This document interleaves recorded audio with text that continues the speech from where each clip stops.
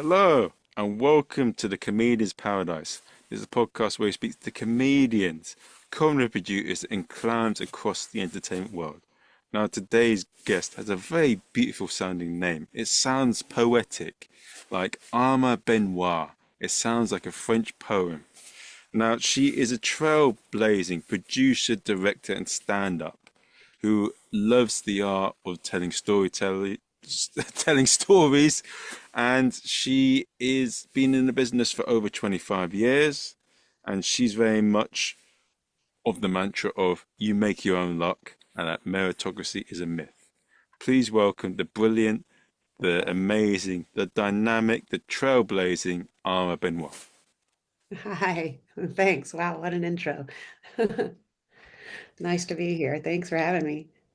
It's nice to have you on here. For those that don't really know about you and haven't heard your name, uh, tell us a bit about who you are, how you got into entertainment, and what also led you to the art form of stand-up comedy. Well, I'm a filmmaker and I've worked in film and television since the 90s when I graduated from college. And I started, I started at the Olympics. That was my very first job out of school. I was a camera operator, and then I was the first and only female camera operator for the Braves at the time, for the Atlanta Braves. So I filmed baseball, and there were no other women working. Sports is a very male-dominated world.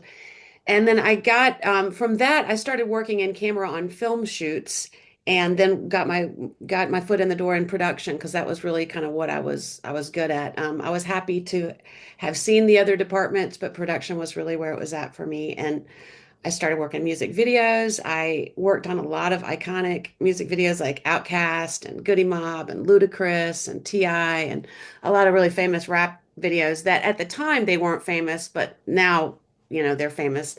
And then I got into TV and started working on that. And I worked on the Vampire Diaries. So the first TV show that I ever worked was an 8-year run. So that was pretty good. And I've basically been doing narrative television and film for, that's what I do for my career for the most part. And then my goal is to tell my own stories through film, but easier said than done.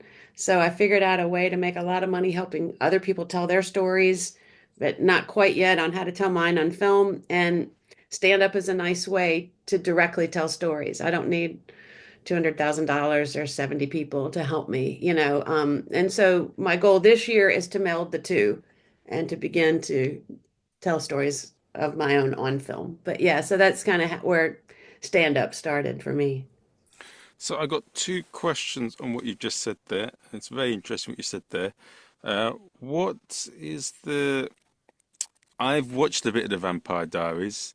I mean that actress, the Catherine one. My God, what a lovely, gorgeous Yeah, looking she's lady. cool. So I'm Yeah. sorry for saying that. Now I've been cancelled. No, you're right. It's okay. But what is the whole? So, as someone who's only done stand up and has only been involved with clowning in the theatre world, how do people in how do you describe the people within the industries that you've worked in? How are they different? Hon- Honestly, artists are all the same.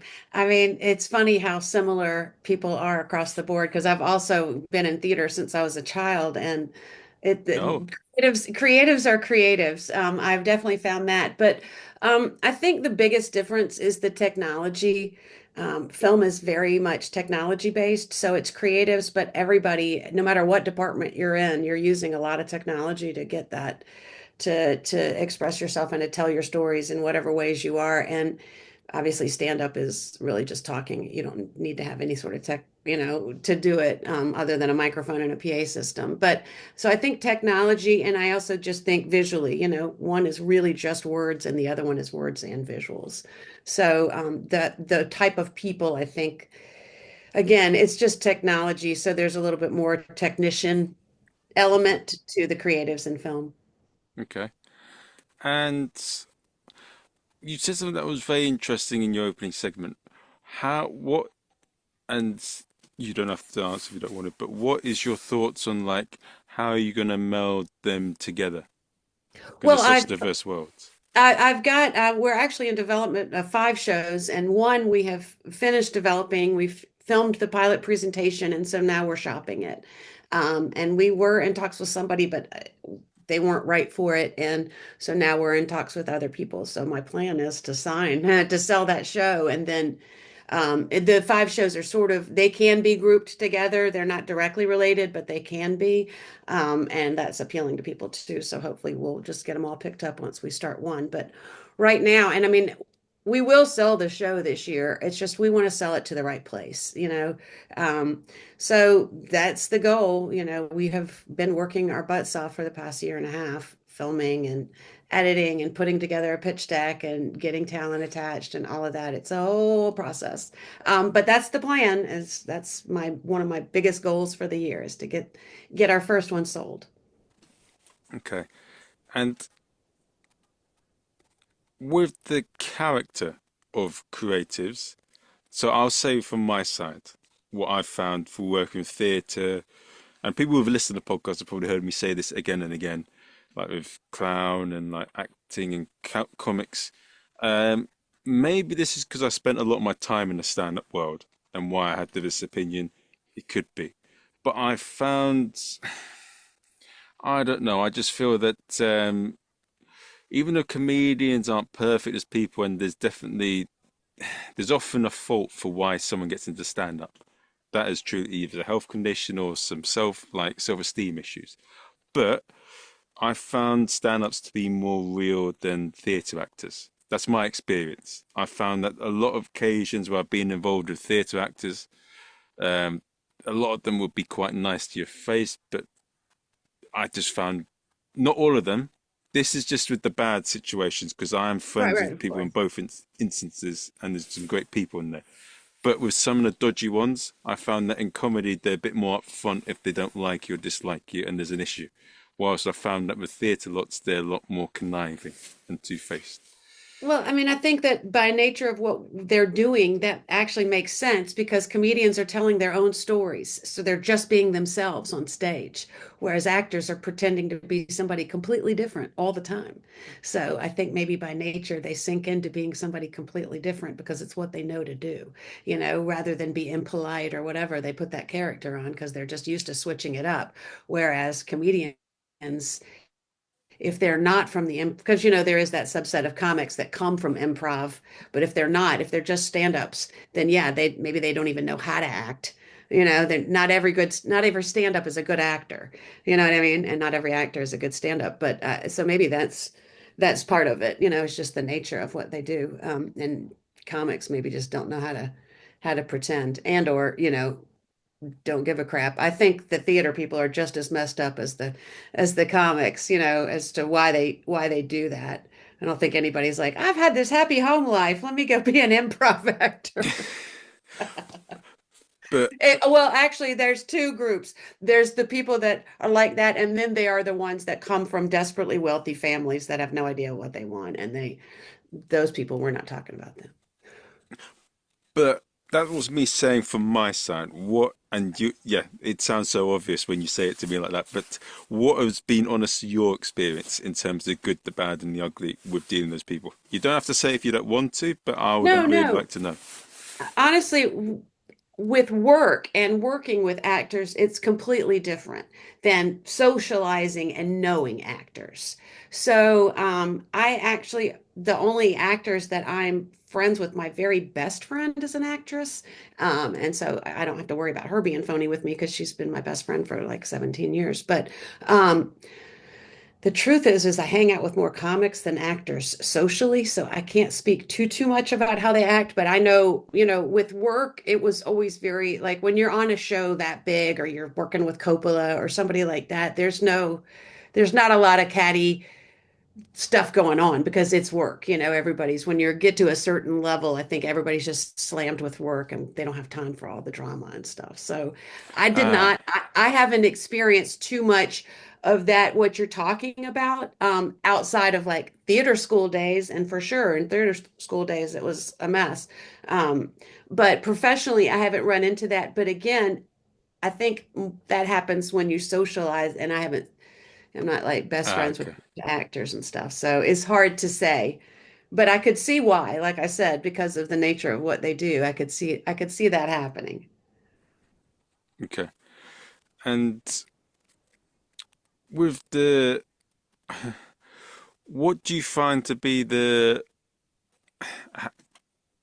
are different and they're the same in a way, but what do you find, how do the different fields of entertainment help you as a creator? And what do you love Well, about them individually?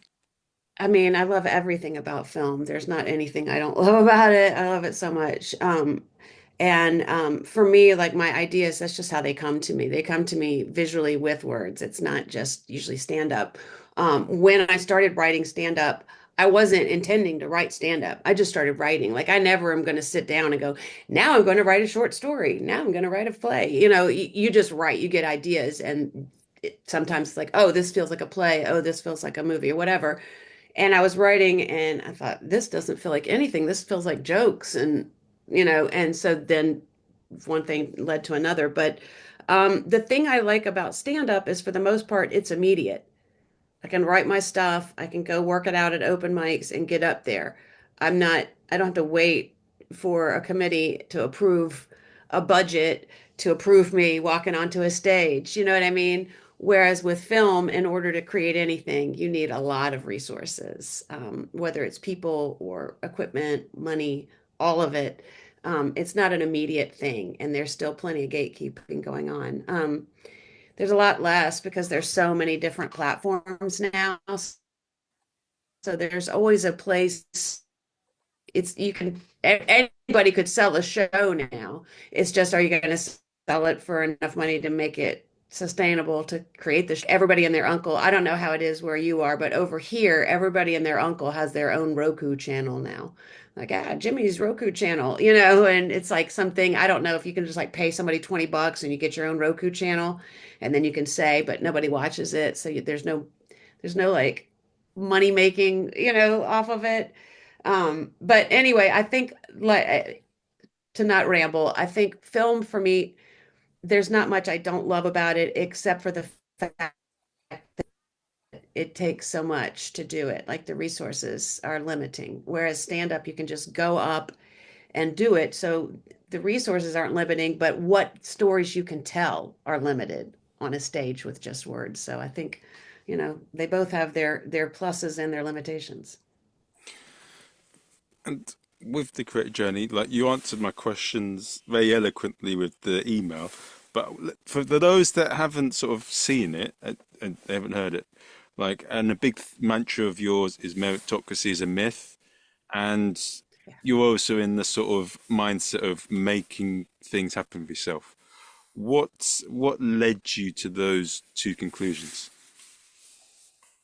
Well, I think growing up in the generation that I grew up in, we were still being taught that spoon-fed that myth of like, if you work hard, you grind hard at a company, you're going to rise through the ranks and they're going to promote you and you're going to, get to the top, but through your sheer hard work and dedication to the job. And that might have been the case in the 50s and 60s, but everyone knows now in the corporate world, like if you don't switch jobs frequently, you'll never rise. Like the only way to actually promote is to keep switching jobs, which is terrible because nobody wants to promote. But anyway, uh, so you see that, and you see people's kids graduating high school and getting jobs. You see kids graduating college, and their parents are an executive at a studio, and they get to walk on to, some higher position that just doesn't make any sense. And you're looking at a man who's literally worked 17 years to get to that position. And now some kid is like the co-head of a department with this man. I've watched it happen and just felt terrible for these people. Like, oh, how horrible. But instead of saying boo hoo, it's like you just have to figure it out. I mean, you either say, okay, well, I don't have any rich, powerful relatives, so I guess it's a wrap for me, and you quit, or you go, okay, how am I going to do it? What steps do I need to take? And I think it's that thought process of, well, first I do this, then I do this, and then I do this. And there maybe used to be steps that you could follow and that would happen. And maybe there still are for some people. But to only think that these steps that everybody else has taken is the way to do it is ridiculous. There's just infinite platforms. Create your own platform, produce your own show. There's just a lot of different things people can do to make opportunities for themselves. Think outside of the box instead of, okay, I've got to get an agent and then I've got to go on auditions and then I've got to do this and then maybe that might work for you, but you also might meet somebody who's shooting an independent movie and you're just going to hop on, or you might shoot your own damn short and do a great job in it and shop that around. There's a lot of different things people can do, and um, making excuses isn't going to get you anywhere. Yeah, and we had a bit of a chat on it on the podcast beforehand, and I don't know, I've fallen into that, and it's really sort of I feel that that's a big thing now because I see it all the time. Like people are applying for spots of like these big comedy clubs, waiting for ages to get back, and all that time you could have produced your own show, you could have performed the different things and learned. Waiting for someone to give you the opportunities, it's just going to take forever. You got to create your own shit, and nothing's ever. You're gonna say it a bit wrong, but have you seen the film The Departed? No, I haven't. I'm Okay, terrible. so there is an opening scene. Maybe I'll put it on. Should I put it on and see? It's a Okay. little bit dodgy what Jack Nicholson says at the start, but I don't know. So there's something in that film with the opening scene that's resonated with me, and I think should resonate with a lot of artists out there. Uh, Departed opening scene. It's a little bit dodgy at the start. Ignore the first words. Okay, can you hear it? Okay. The racist undertones. But No, but the thing that I like about what he said there, look, no one gives it to you, you have to take it. That's something yeah, that well, really resonated with me. I also liked when he said, I don't want to be a product of my environment. I want my environment to be a product of me. That one was the killer for me. That's a great line. And that's exactly right. Because again, you either say, well, this is my lot in life. This is what the world gave me. So boo-hoo. Or you say, this is what I'm going to give the world and I'm going to change that. I'm not going to remember who said it, but there's a philosopher that said something about complaining is so, makes you a victim, and you either leave the situation, change the situation, or accept the situation. But anything else is just madness. Like, why are you just standing there complaining? Like, change it, leave, do something, and a lot of people, they really, yeah, and comparing yourself to other people is the other thing I see comedians do. Actors do it too, but comics, my God, they're like, well, how come this person got this? Or how come, like, who cares? This doesn't matter. That'd be like me saying, how come this 22-year-old just got a job 4 stops ahead of me? Because her dad is the studio executive. Get over it. Who cares? That doesn't have anything to do with me telling my stories, unless I make it have something to do with me, you know? But at a certain point, you just have to kind of figure out that, you got to just keep putting one foot in front of the other and you'll get where you're going. That's the thing. And one of the things I used to train in a McDojo. Do you know what a McDojo is? No.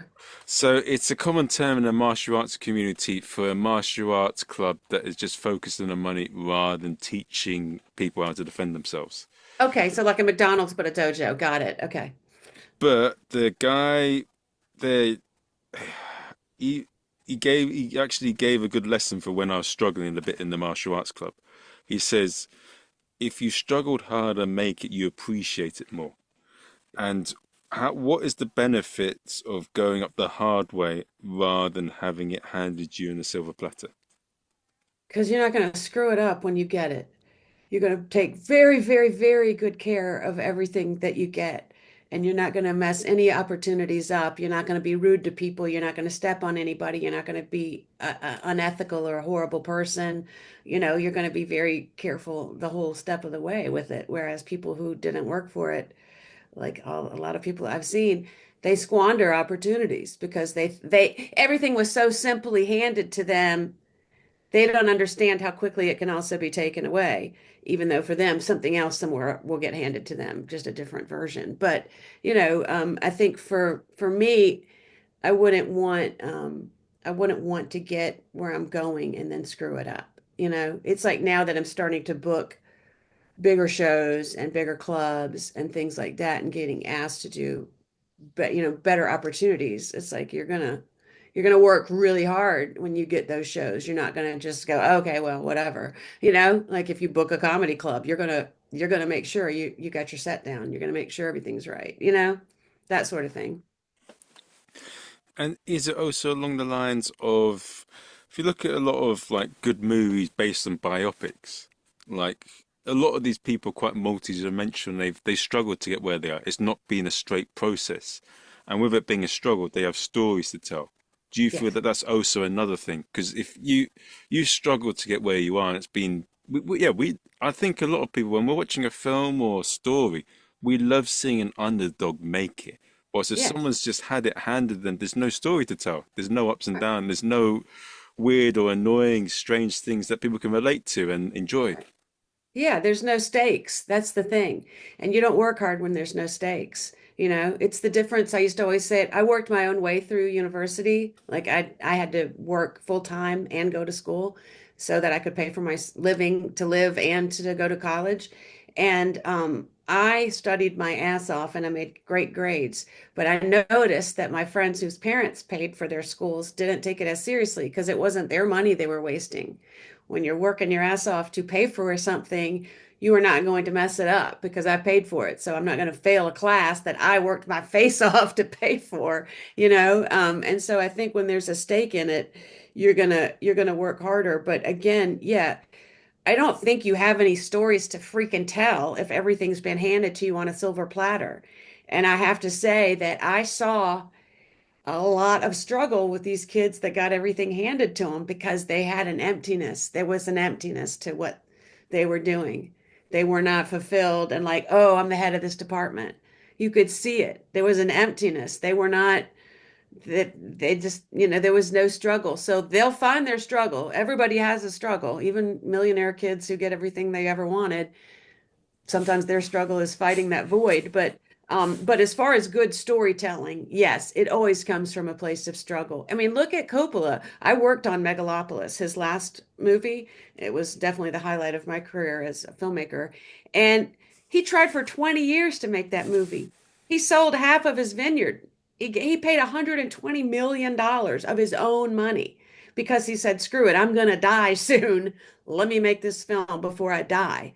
And he waited for somebody to pay for it, and nobody would. And so he just said, screw it. I'm going to sell half my stuff and I'm going to pay for it myself. And so you think about that, like he literally struggled to make that movie. For 20 years, he really wanted to. He was trying to wrap his head around what he wanted to do with it and how he was going to do it. And, like he really did suffer for that film. And so it was really nice to see him get to create it, in the end, whatever anybody else thinks of it. He made the movie he wanted to make. And again, I wonder if he had kind of come up with the idea and 2 years later made it. I don't think it would have been nearly as meaningful to him. This was literally like the last film of his life. So it's powerful and meaningful. And I think without that struggle, it wouldn't have nearly been as crazy as it was. And for those that don't have that struggle, what do you think they could do to create that where there's stakes and they can get better? Honestly, I think they should just go work. I think everybody should have to feed themselves for at least 6 months to a year. Like go live on your own. No safety net, no nothing. Go try that for a minute and see how you do. No calling on daddy every time you need a dollar. And see, because I think the thing that people don't recognize is that when the rest of us are working our faces off as creatives just to survive. Like, so everybody I know has like a job, and then they're trying to go out at night to these clubs and hit these open mics and do shows and stuff. They're not like professional comedians that are making $100,000 off telling jokes. And I think that kind of thing makes you want it more. And again, if people just were forced to, if they had a rich kids Peace Corps, we'll just call it the poor Corps, and all rich kids have to go live on their own for 1 year without mommy or daddy's help and see how they do and see if they'll be appreciative of the rest of the world. That would be nice. Hmm. Now, for anyone that's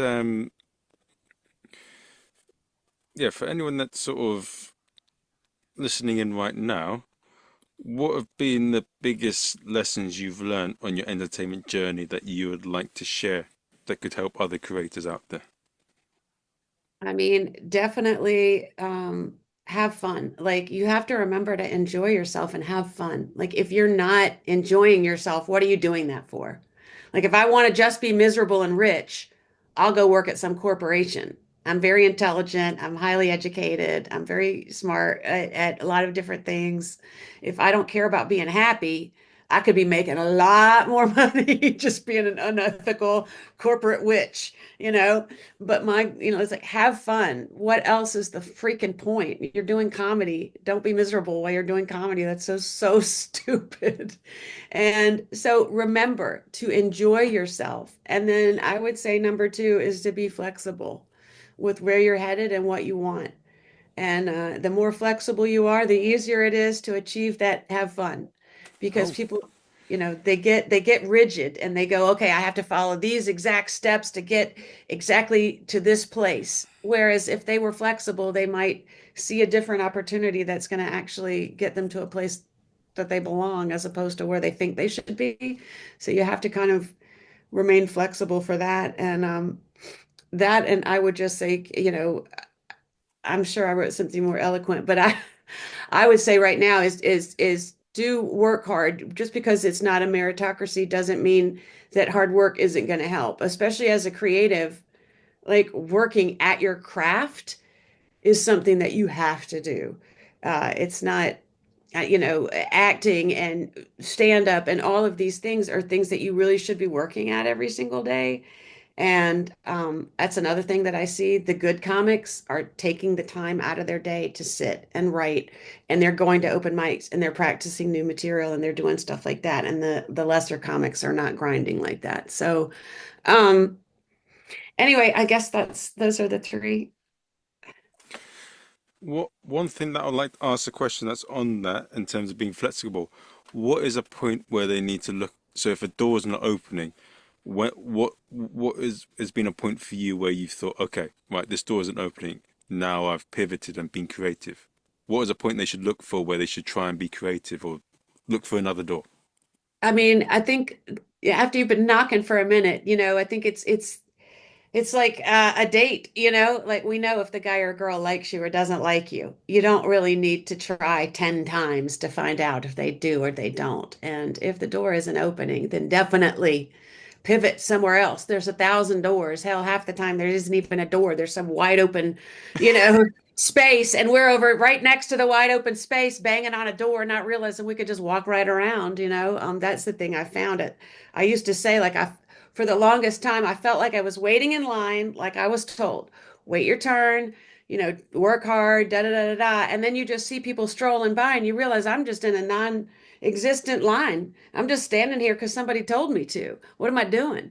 Get out of the damn line and go where you're supposed to go. But yeah, I think figuring out what it is that you want because a lot of people think they know, but it's vague. And I think that vague goals, vague plans end up with vague, it's like people say, I want to be a successful comic or I want to be famous comic. Like, what does that even mean? Like, tell me what makes you happy. Like, is there a certain show that you're looking to book? Is there maybe just get some more specifics on your goal and then it helps you pivot.